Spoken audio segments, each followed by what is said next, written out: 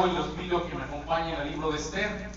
Por favor, libro de Esther, capítulo 1. Y bueno, no vamos a revisar todo el libro completamente. Sí vamos a estar moviéndonos en algunos de los capítulos. No los vamos a leer completos porque son muchos. Son 10 capítulos aproximadamente. Desde ahora te pido, por favor, que en tu casa si te des el tiempo de leer todos y cada uno de estos capítulos para que entiendas todavía mejor el contexto y la situación de lo que vamos a estar hablando. Amén. Entonces, la predicación del día de hoy se llama La bendición de la provisión.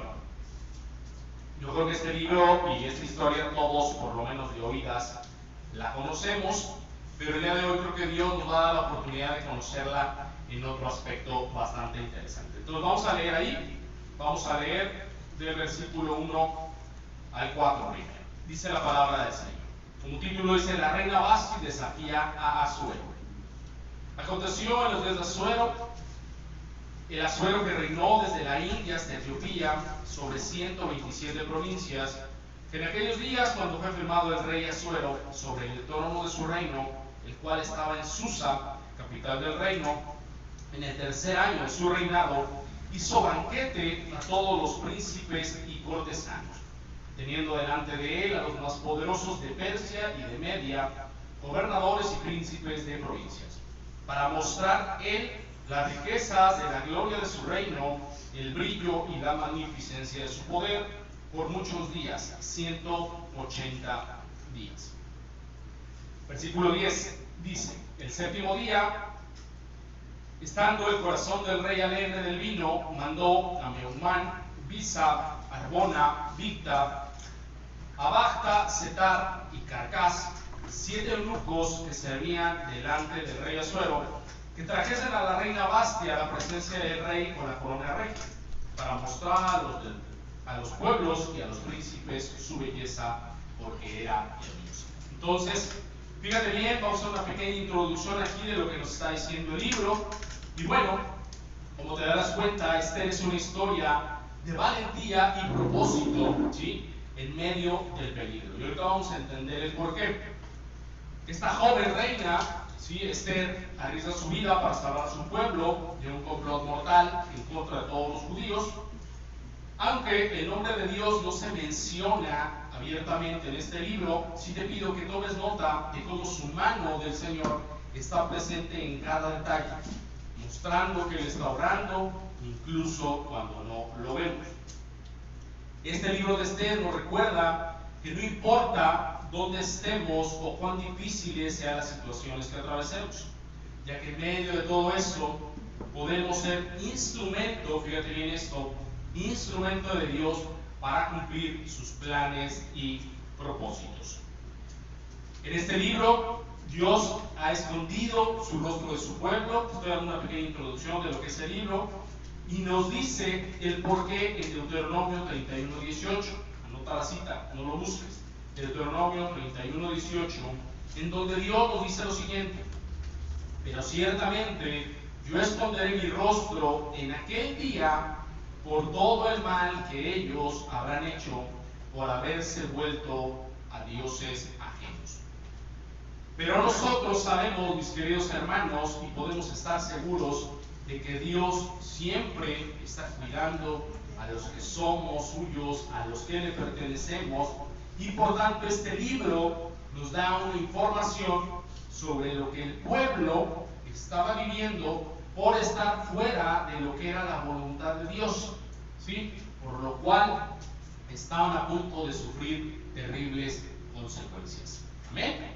Entonces, ve notando toda esta parte de la historia, es muy importante, como te decía, aunque realmente no se menciona abiertamente el nombre de Dios, si vemos la mano de Dios obrando poderosamente a favor de su pueblo por medio de la reina Esther, de Mardoqueo y todos los demás personajes, ¿correcto? ¿Por qué Dios estaba enojado con el pueblo? Pues porque se habían vuelto contra dioses falsos, los tenían viviendo en tierra extraña, no en la tierra que les había dado, ¿sí?, porque simplemente no habían obedecido las órdenes de Dios, ¿sí? Las órdenes de Dios es que regresaran a la tierra de Israel, ¿sí?, pero ellos se quedaron, desobedecieron y se olvidaron de Dios y vivieron alejados de Él. Date cuenta, como lo vimos en la serie pasada, cómo cuando nosotros tomamos decisiones que nos alejan de la presencia de Dios, Dios muchas veces dice simplemente, ok, vive las consecuencias. Ahí cuando te aburras, cuando te canses, cuando vengas a mí y me clames, pues yo aquí voy a estar. Pero mientras vas a tener que pasar por un montón de cosas desagradables que nota por favor cómo nos las podríamos ahorrar si simplemente estuviéramos más atentos a la voz de Dios. ¿Amén?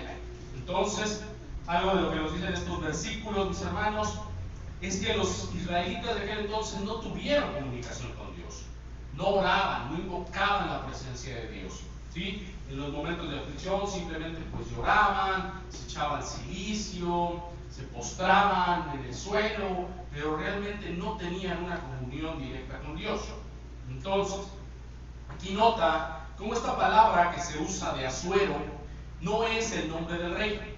Muchos yo creo que al principio nos fuimos con esa pinta de que Asuero era el nombre del rey, pero no.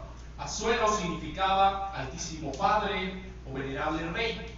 El nombre que se cree que tenía este rey era Jerjes el Grande, ¿sí? Y este rey, que a pesar de todo lo que hizo y de que en un momento dado ayudó al pueblo, pues realmente no es suyo el mérito. Él simplemente es un instrumento de Dios para cumplir, y eso es algo bien importante en esta enseñanza del día de hoy, para cumplir y para que se cumplieran los planes y los propósitos perfectos de Dios para su pueblo. ¿Amén? Entonces, vamos a leer un poquito nuevamente el versículo 10. Dice la palabra: el séptimo día, estando el corazón del rey alegre de vino, subraya eso, mandó a Naamán, Bizta, Arbona, Bigta, Abagta, Setar y Carcas, que eran 7 eunucos que servían delante del rey Asuero, que trajesen a la reina Vasti a la presencia del rey con la corona regia, es decir, con la corona real, para mostrar a los pueblos y a los príncipes su belleza, porque era hermosa. Mas la reina Vasti no quiso comparecer a la orden del rey enviada por medio de los eunucos, y el rey se enojó mucho y encendió su ira. Entonces, fíjate lo que nos dicen estos versículos. Estaban en el pachangón, 180 días, dice que ya había durado la fiesta. El rey literal estaba borracho porque había tomado mucho vino. Manda con los eunucos, y los eunucos, acuérdate que eran los servidores, vamos a llamarles, ¿no? Que estaban a cargo principalmente de la reina, de las doncellas y todo eso, a que fueran por la reina Vasti. Le dicen, ven, porque pues, literal el rey que quiere presumir con todos los que está aquí compartiendo, ¿no? Ella, pues, incorrectamente, porque realmente su función era obedecer a lo que el rey le llamaba, aunque el propósito tal vez no era correcto, ella tenía que haber obedecido. Fíjate que aquí tenemos un tema bien importante, cómo la desobediencia le trajo consecuencias, ¿ok? Entonces la mandan llamar, ella dice que no, se niega rotundamente, no va, y eso lógicamente hace que el rey pues se enoje muchísimo, realmente se ve avergonzado, ¿sí? Y aquí algo de lo que nos dice la palabra también es que al no querer ella ir a la presencia del rey, el rey consulta con algunos de sus sabios, ¿no? Y lo entrecomillo mucho, porque pues estaba nada más ahí como que de comparsas con el rey, y le aconsejan desechar a la reina por la desobediencia de Vasti.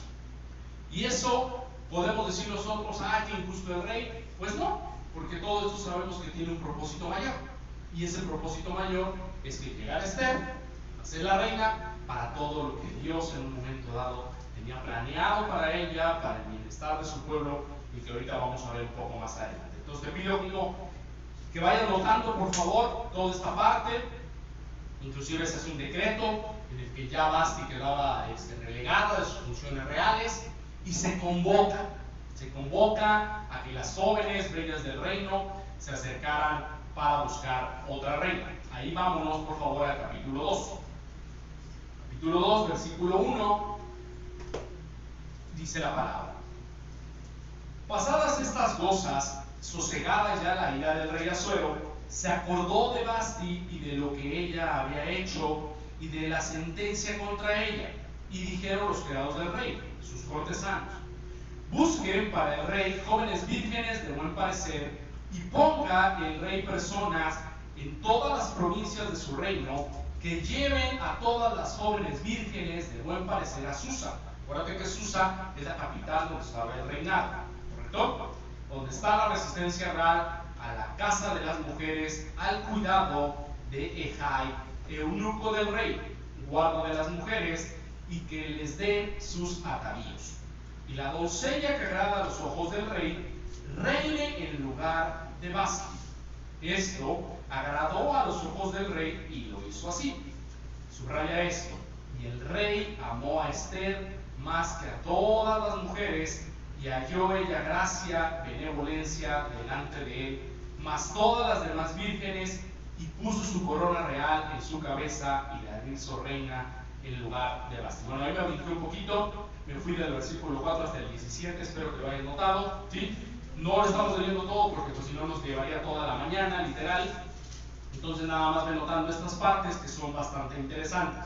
Y fíjate, yo te pido que identifiques aquí cómo lo que nos está alargando la palabra es que entonces ya se le había pasado un poco el coraje al rey, ya estaba más tranquilo. Lo que nos dice la palabra, y es interesante que ni siquiera se acordaba muy bien de lo que había pasado por Vasti, ¿no? Porque acuérdate que en aquel entonces pues, seguramente tenía muchas mujeres aparte de la reina, y pues como que ni se acordaba bien de lo que había pasado, pero le aconsejan y él dice, sí, está bien, manda a traer a las jóvenes, vírgenes, bellas, para que escogiera a la sucesora de Vasti, ¿correcto? Entre ellas llega Esther, y lo que nos dice la palabra es que donde estaba ella también había un hombre judío que se llamaba Mardoqueo. Mardoqueo, para que nos quede muy claro, era el primo de Vasti, ¿sale? Era el primo de Vasti que la adopta cuando sus papás de Esther. Era el primo de Esther que la adopta, la cría como su hija cuando los padres de Esther mueren, ¿correcto? Porque por ahí dicen que era su papá, que era su tío, no, era su primo, literal, era su primo, y es el encargado de criar a Vasti, otra vez a Esther. Bueno, me corrigen si me equivoco. Y Mardoqueo había llegado a estas tierras del rey Asuero porque había sido llevado junto con todos los cautivos desde Babilonia, ¿correcto? En aquellos momentos nota cómo el pueblo literal estaba a merced de todos los enemigos, y realmente todos los pueblos hacían con ellos lo que querían, por cuanto Dios estaba alejado de su presencia. Si no habitamos bajo el abrigo del Altísimo, no moramos bajo la sombra del Omnipotente. Y aquí es lo que le estaba pasando al pueblo de Dios. Por más que es el pueblo escogido de Dios, por su insensatez, por su desobediencia, por la dureza de su corazón, ya lo hemos dicho, por la dureza de su cabeza, y eso lo vemos hasta el día de hoy, Dios los había dejado a merced de otros pueblos, muchas veces habían sido esclavizados, ¿sí? Y la pasaban mal, literal, porque simplemente no estaban en la tierra que Dios les había dado. Entonces, Mardoqueo, como te decía, había criado, fíjate, eso me llamó la atención, el nombre real de Esther es Hadasa, no sé si tú ya lo sabías, con H, Hadasa, ¿sí?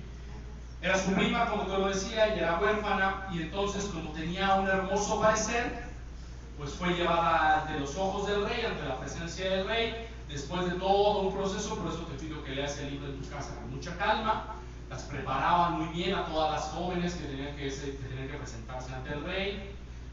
Había todo un procedimiento ideal para que pudieran ser dignas de estar en la presencia de este rey, y a partir de todo este proceso, después de todo este proceso, Esther se presenta y es agradable a los ojos del rey. ¿Ok? ¿Vamos bien hasta ahí?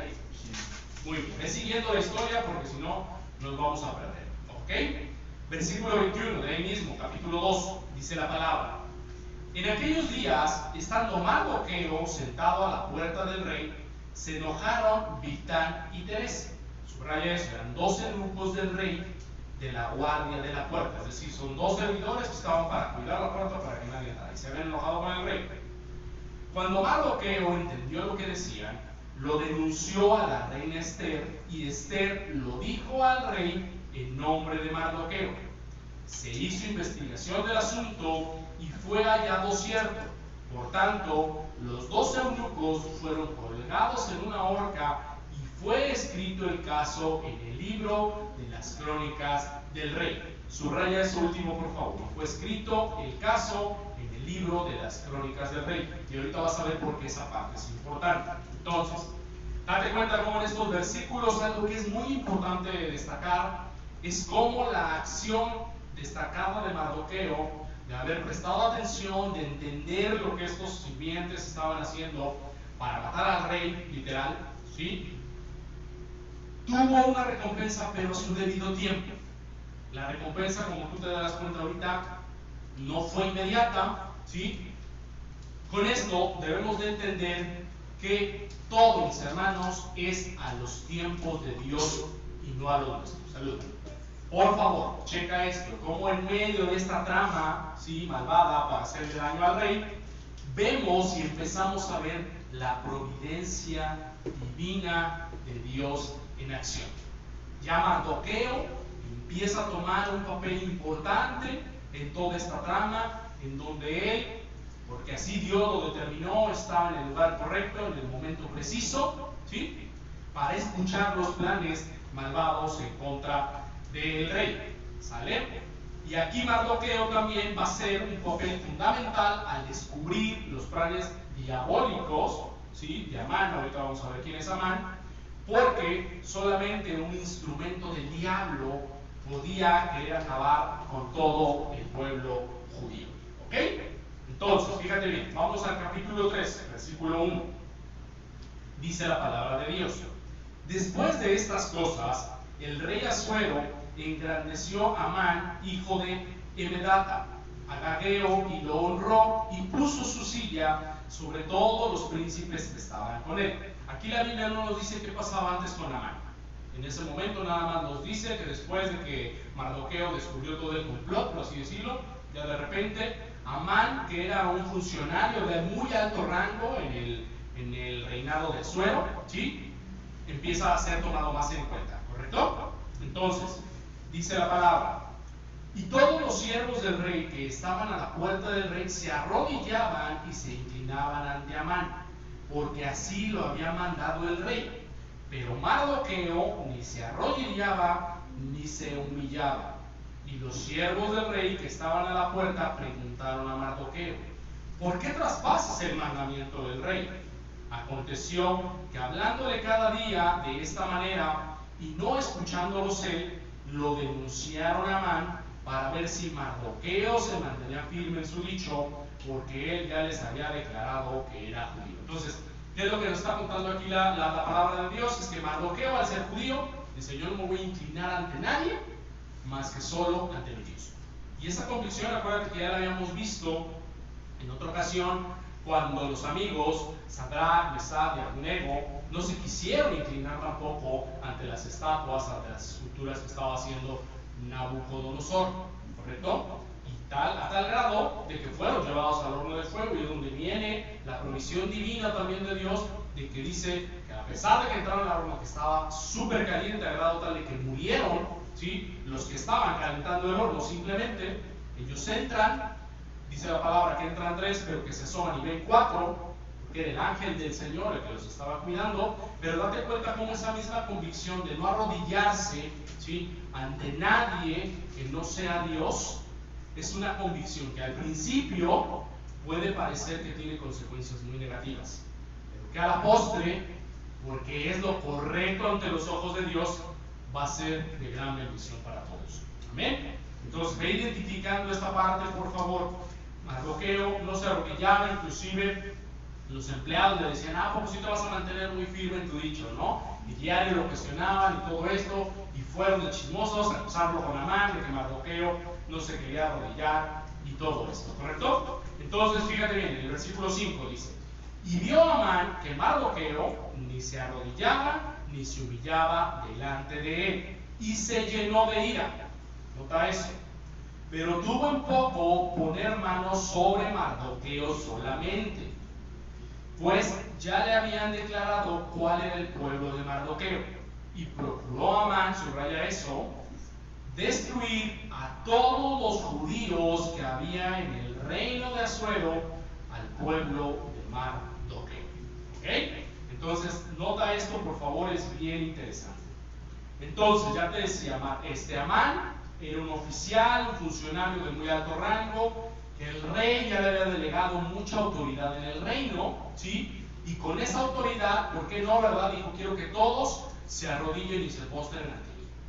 Entonces todos, de alguna manera, pues por temor, no por otra cosa, pues se arrodillaban, pero Mardoqueo se mantenía firme en su convicción. Y esa palabra es bien importante, convicción. Anótala en tu mente, en tu corazón, ¿sí? Y esto, lógicamente, nos revela cómo Amán era un instrumento diabólico. ¿Sí? Date cuenta, ha habido otros casos. Yo creo que uno de los más significativos y que a lo mejor todos conocemos, Hitler, por ejemplo. Hitler fue otro instrumento diabólico, ¿sí? Para tratar de acabar con el pueblo de Dios. ¿Sí?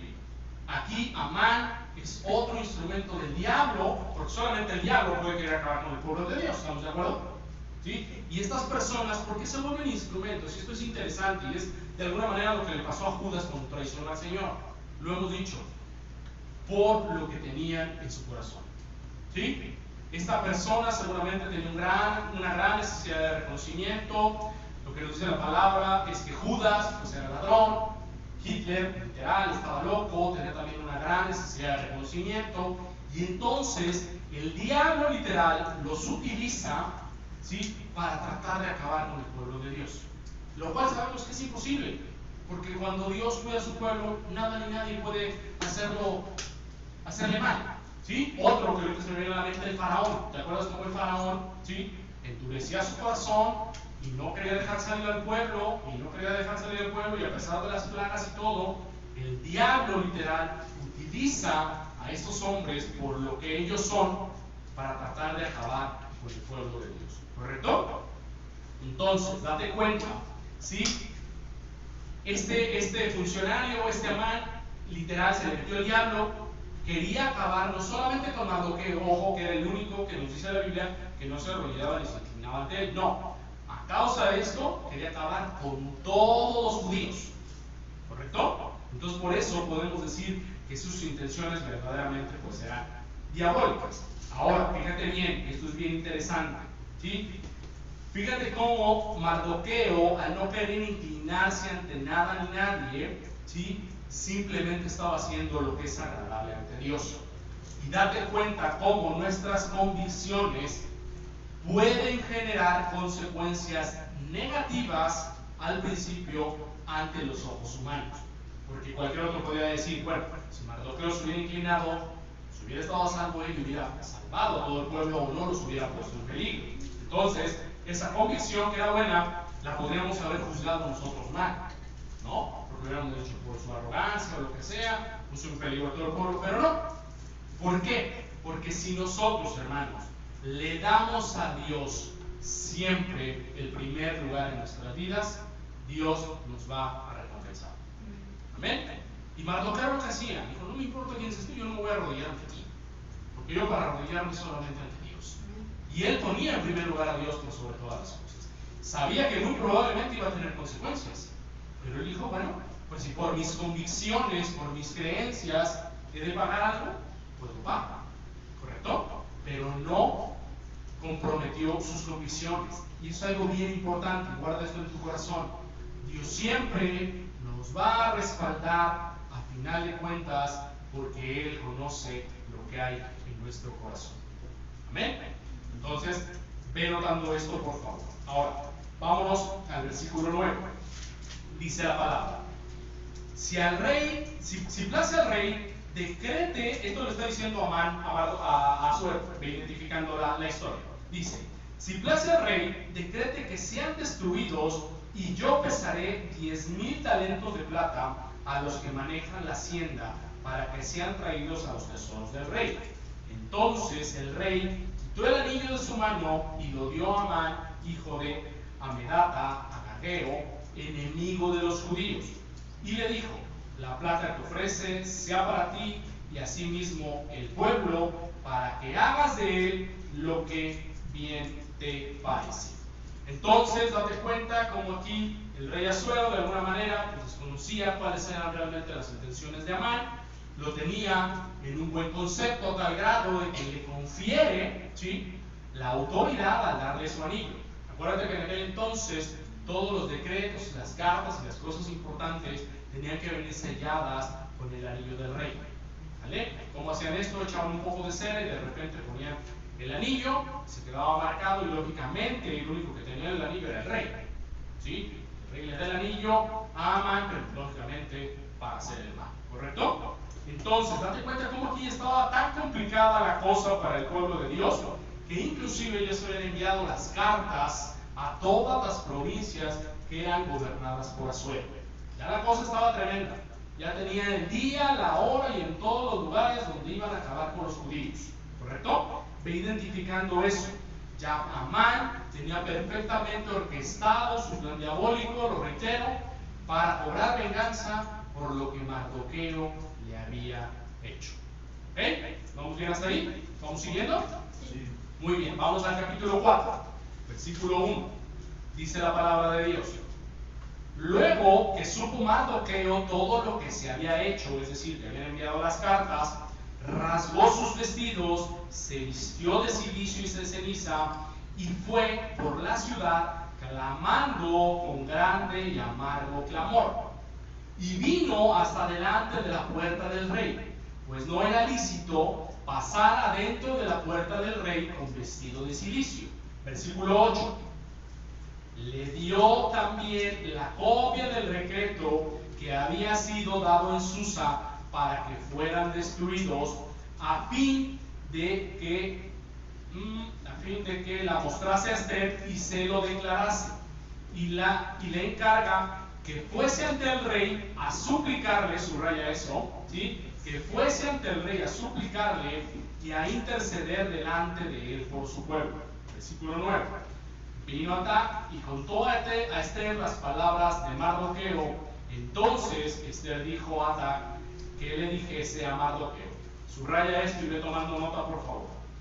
Todos los siervos del rey y el pueblo de las provincias del rey saben que cualquier hombre o mujer que entra al patio anterior para ver al rey sin ser llamado, ¿sí?, una sola ley hay al respecto: ha de morir, salvo aquel a quien el rey extendiera el cetro de oro, el cual vivirá. Y yo no he sido llamada para ver al rey estos 30 días. 12. Y dijeron a Mardoqueo las palabras de Esther. Entonces dijo Mardoqueo que respondiesen a Esther. Y esto es bien importante: no pienses que escaparás de la casa del rey más que cualquier otro judío, porque si callas absolutamente en este tiempo, respiro y liberación vendrán de alguna otra parte para los judíos, mas tú y la casa de tu padre pereceréis. Y le pregunta: ¿y quién sabe si para esta hora has llegado al reino? ¿Sale? Esta es una de las partes más importantes de todo el libro de Esther, mis hermanos.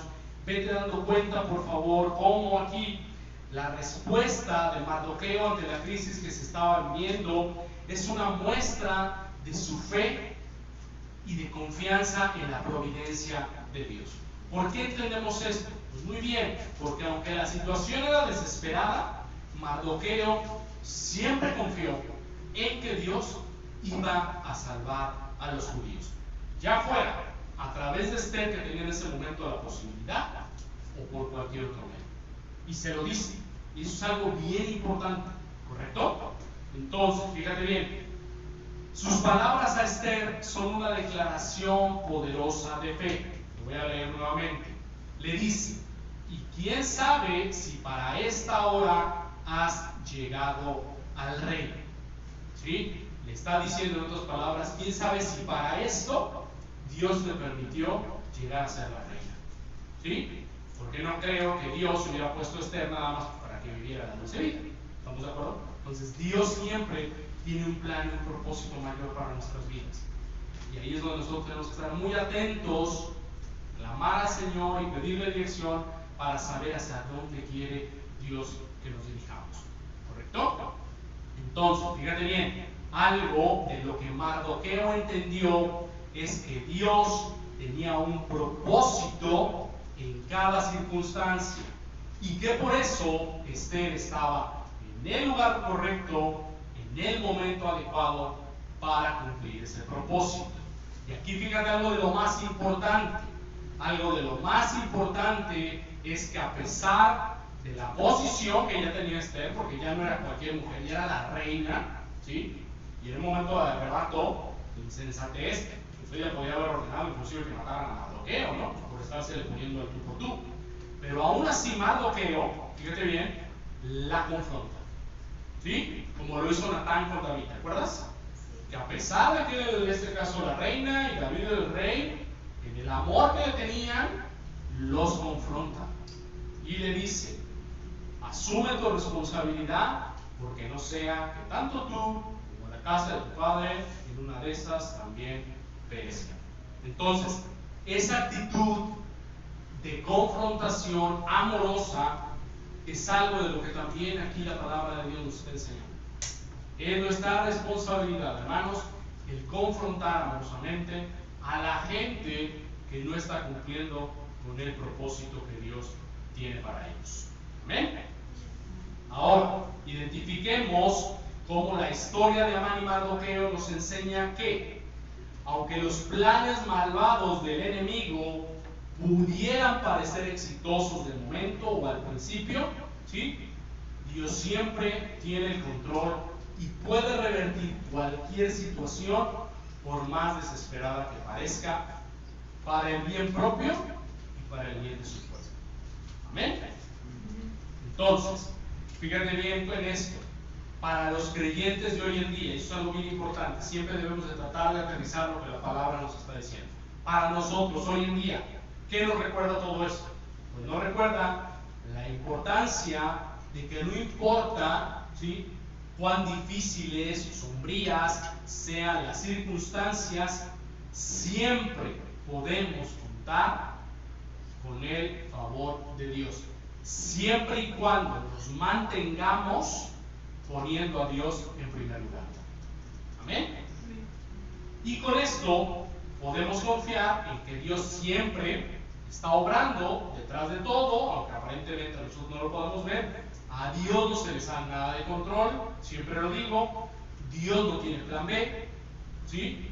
Todo lo que Dios permite es por algo, todo lo que Dios hace es por algo, y todo lo que Dios nos niega también es por algo.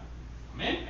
Entonces, todo esto lo que nos lleva es a querer cumplir, ¿sí?, la voluntad de Dios conforme a las circunstancias y no permitir, ¿sí?, que las circunstancias nos dominen a nosotros. Y aquí hay un ejemplo muy bueno que dieron el otro día en una iglesia que nos invitaron a escuchar el aniversario, nos invitaron y vino el pastor Spiker a hablar y decía: bueno, pues aquí nada más hay de dos. Si tus problemas están acá y tu Dios está aquí, vas a tener problemas y vas a tener consecuencias. Pero si Dios está acá y tus problemas están acá, no tienes de qué protegerte, de qué preocuparte, perdón. ¿Sí? Hay una frase que muchas veces le hemos dicho: no le cuentes cuán grandes son tus problemas a Dios, cuéntale a tus problemas cuán grande es tu Dios. Amén. Y en esa convicción es cuando la voluntad de Dios empieza a obrar a nuestro favor, ¿sí? Y entonces podemos empezar a vivir tranquilos, confiados de que a pesar de las circunstancias, ¿sí?, Dios tiene control. Ahorita se me viene a la mente otro pasaje bien bonito y bien significativo, que es cuando el Señor está con Pedro y le dice el Señor: Satanás nos ha pedido para zarandearlos como a trigo, ¿sí? Y el Señor no le dice: yo lo voy a evitar, o yo lo voy a fortalecer, o yo voy a pelear con los. No, lo que el Señor le dice: yo estoy orando para que su fe no falte. Y eso es maravilloso, ¿sí? Si el Señor está orando en todo momento para que nuestra fe no falte, es porque Él sabe que dependiendo de Él y confiando en Él, todo lo que podamos afrontar tiene solución. Amén. Versículo 15. Ahí mismo, capítulo 4, dice la palabra del Señor: y Esther dijo que respondiesen a Mardoqueo. Entonces, después de la confrontación, fíjate muy bien lo que Esther contesta que le diga a Mardoqueo: ve y une a todos los judíos que se hallan en Susa y ayunad por mí. No comáis ni bebáis en 3 días, noche y día. Yo también con mis doncellas ayunaré igualmente, y entonces entraré a ver al rey, aunque no sea conforme a la ley. Subraya esto en tu corazón. Y si perezco, que perezca. Entonces Mardoqueo fue e hizo conforme a todo lo que Esther mandó. Amén. Entonces fíjate bien cómo aquí algo que es sumamente importante y que sí debemos de tomar todos en cuenta es como el poder del ayuno y la oración es lo que hace toda la diferencia ante los ojos de Dios. ¿Sí? Ella no dijo, yo voy, soy valiente y me enfrento al rey y lo voy a convencer, ni nada. Ella sensatamente lo que dice es, ¿sabes qué? Voy a orar yo, van a ayunar mis doncellas, ayuna tú, Mardoqueo, y que ayune todo el pueblo. Y vamos a ver si con eso Dios nos favorece y nos permite que cuando yo entre a la presencia del rey, no me mande matar. Y si, bueno, pues si perezco, que perezca. Esa es la convicción, hermanos, que debemos tener todos. Y más cuando estamos haciendo cosas para la gloria de Dios. Si perecemos, pues que perezcamos. Pero es para la gloria de Dios. Vale más perecer tratando de hacer la voluntad de Dios que vivir toda una vida alejado de Dios o escondido de los planes y propósitos que Dios tiene para nosotros. ¿Sí o no? Sí, amén. Entonces, tengamos cuidado con eso. Date cuenta, por favor, cómo las intenciones y la convicción de Esther que transmitió a toda esta gente es lo que verdaderamente hizo que su ayuno, sus oraciones fueron agradables a Dios, y es entonces, ahí en ese momento, cuando Dios da la respuesta y les da la victoria que estaban solicitando. Algo bien importante, mi hermano y mi hermana. La iglesia, fíjate, 3 cosas importantes, que no ayuna, que no ora y que no se mantiene unida, va a ser destruida por el enemigo. Y esto no te lo digo nada más de oídas, literal, te lo comparto.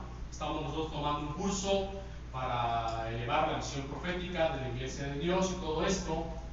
Y en el curso, una hermana da su testimonio, estuvo tremendo, de que antes ella literal le servía al enemigo. De que ella le servía al enemigo y se infiltraba en las iglesias para destruirlas. Literal, era enviada de Satanás. Ella, gracias a Dios, ya el Señor la alcanza, le muestra que pues, el camino que estaba teniendo no era, por supuesto, el correcto, ni que obraba para los planes que Dios tenía para su vida. Gloria a Dios, esta hermana pues ya es alcanzada por Dios, ahora ya está de parte nuestra, pero en función del testimonio que da, pues honestamente a mí se me ocurrió preguntarle, ¿no?, de viva voz, pues cuáles eran algunas de las estrategias que utilizaba el enemigo, pues para infiltrarse en las iglesias y pues para tratar de acabar con las iglesias. Y en concreto, algo de lo que me respondió es esto: nosotros nos dábamos cuenta, y el enemigo sabe, las iglesias que oran, las iglesias que ayunan y las iglesias que están unidas. En esas no se puede meter, pero en todas las que está haciendo falta, el ayuno, la oración, que hay chismes, que hay envidias, que hay murmuraciones y que están divididas, son las iglesias que el diablo destruye. Entonces, tengamos mucho cuidado con eso. Unámonos verdaderamente. Si queremos ser una iglesia agradable ante los ojos de Dios, y entra desde la convicción personal, ¿sí? El ayuno, la oración, el mantenernos unánimes, que es estar conforme a lo que Dios manda para su iglesia, ¿sí? No va a haber poder humano ni espiritual que pueda hacernos daño. ¿Por qué? Porque estamos haciendo lo agradable ante los ojos de Dios. ¿Amén? ¿Estamos bien hasta ahí? Perfecto. Vámonos al versículo 21. No es cierto, me confundí. No es cierto. Vamos al capítulo 6. Capítulo 6 dice la palabra del Señor. Aquella misma noche se le fue el sueño al rey y dijo que le trajesen el libro de las memorias y crónicas y que las leyeran en su presencia. Entonces hallaron escrito que Mardoqueo, ¿sí?, había denunciado el complot de Bigtán y de Teres, 2 eunucos del rey, de la guardia de la puerta, que habían procurado poner mano en el rey Asuero. Y dijo el rey, preguntó, ¿qué honra o qué distinción se hizo a Mardoqueo por eso? Y respondieron los servidores del rey, sus oficiales: nada se ha hecho con él. Entonces dijo el rey: ¿quién está en el patio? Y Amán había venido al patio exterior de la casa real para hablarle al rey para que hiciese colgar a Mardoqueo en la horca que él le tenía preparada. Entonces fíjate cómo en ese momento precisamente es cuando Dios sabía que era el mejor momento para que Mardoqueo recibiera la recompensa de lo que había hecho. ¿Correcto? No fue ni antes ni después. Por algo Dios estableció que en ese momento, cuando el rey necesitara leer el libro de las crónicas, se enterara de que Mardoqueo era el que lo había salvado de alguna manera. Y entonces, date cuenta cómo Dios, a un instrumento del diablo como Amán, lo usa para distinguir a Mardoqueo. ¿Sí? Yo te pido que leas en tu casa todo el capítulo 6, es muy interesante. Vamos a destacar nada más algunas cosas. Entonces, fíjate cómo Mardoqueo, como decíamos, el que denunció que los eunucos querían matar al rey, y date cuenta cómo en ese momento que Dios sabía que iba a ser de mayor bendición para él y para su pueblo, es cuando permite que llegue la recompensa. ¿Correcto? Y entonces ahí te voy a decir un poquito de lo que trata el capítulo 6. Es que Amán llega y le pregunta al rey que qué se va a hacer para distinguir al que lo ha honrado, y él empieza a hablar de darle un montón de cosas y todo eso, y el rey le dice a Amán: perfecto, haz todo eso con Mardoqueo. Porque Amán pensaba que el rey se lo iba a dar a él. Pero no, cuando Dios bendice, dicen que hasta el diablo obedece. Amén. Y eso es lo que pasó en este caso. Vamos al capítulo 7. Capítulo 7, versículo 9, por favor. Te encargo igualmente que leas todo el capítulo 7 completo en tu casa. Dice el versículo 9: y dijo Arbona, uno de los eunucos que sirvían al rey: he aquí en casa de Amán la horca de 50 codos de altura que hizo Amán para Mardoqueo, el cual había hablado bien por el rey. Entonces el rey dijo: colgarlo en ella. Así colgaron a Amán en la horca que él había hecho preparar para Mardoqueo, y se apaciguó la ira del rey. Entonces date cuenta, te repito, te pido que lo leas en tu casa. Aquí lo que el capítulo 7 nos habla es de que la reina Esther hace un convivio para el rey, para Amán, para contarle y pedirle que por favor perdonara a su pueblo y todo esto. Y entonces Amán, al verse descubierto en sus negras intenciones, porque le pregunta el rey a Esther que quién había sido el que había ordenado que mataran a todos los judíos, pues Esther le dice: fue Amán.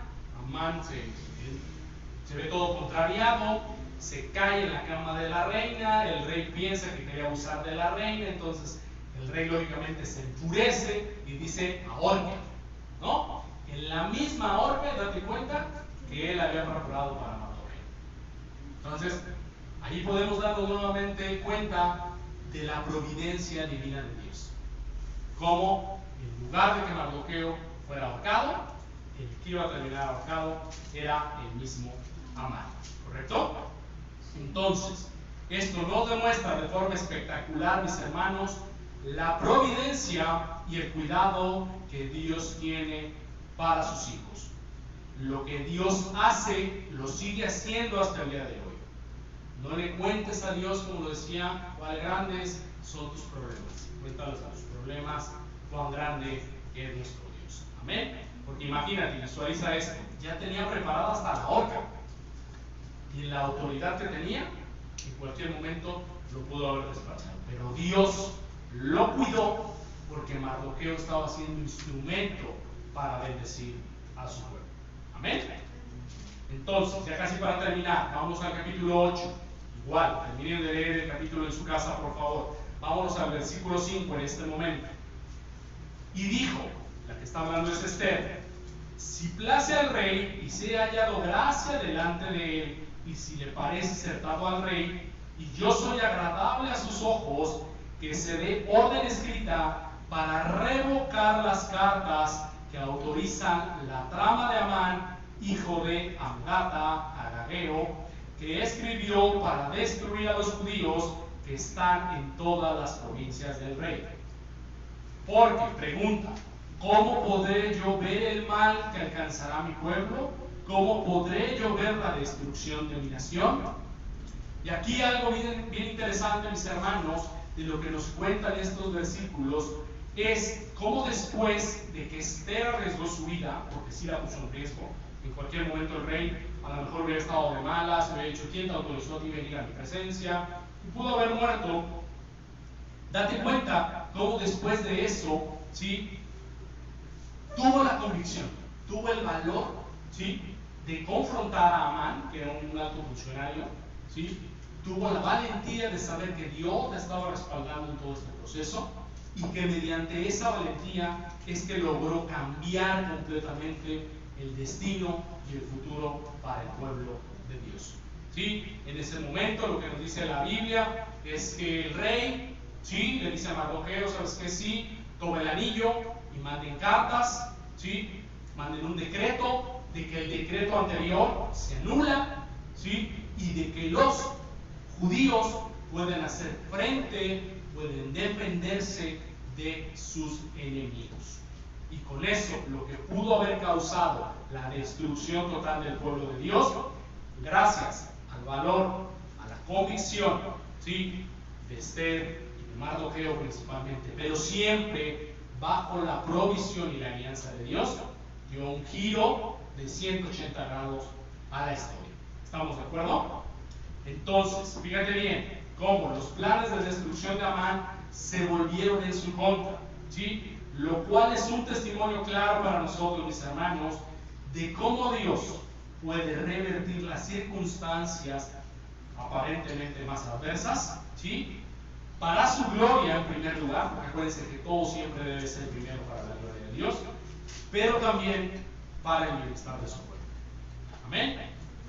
Y para finalizar, observa por favor cómo la rápida caída de Amán y la salvación de los judíos nos demuestra que aunque Dios puede parecer ausente en los momentos de crisis, Él siempre está obrando poderosamente para proteger a los suyos, aun cuando en aquel momento estaba un tanto alejado y enojado con su propio pueblo. Amén. Te pido que para terminar esto leas en tu casa el capítulo 9 y 10 para que entiendas verdaderamente todo el contexto.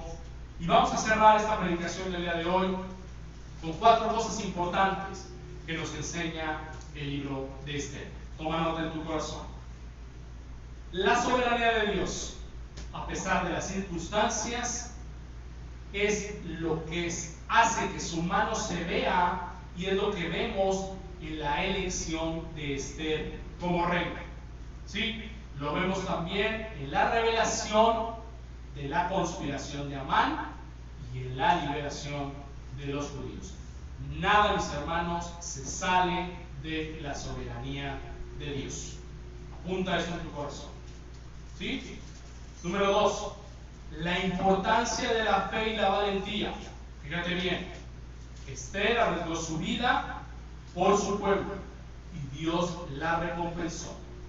Su fe en Dios la impulsó a actuar con valentía a pesar del miedo y la incertidumbre. Nuestra fe se tiene que convertir en valentía, ¿correcto? Si no, no nos va a servir de mucho. Si nuestra fe no nos da valentía, quiere decir que no es fe, literal, ¿correcto? Número 3, el poder de la intercesión. Es algo bien importante y nos viene muy bien a nosotros como iglesia. Dios responde a las oraciones de sus fieles. La intercesión de Esther ante el rey Asuero fue un acto de fe que salvó a su pueblo de la destrucción. Y nota cómo, por favor, la intercesión fue principalmente por medio del ayuno y la oración. Amén. Y por último, la promesa de Dios de que todas las cosas obran para bien conforme a su propósito, a pesar de las circunstancias que puedan parecer más adversas, son porque Dios utiliza las pruebas para dar lugar a una mayor fe y a una mayor confianza en Él, Cuando nosotros, subraya eso, ponemos a Dios en primer lugar. Amén. Gloria a Dios. Pero un aplauso al Señor.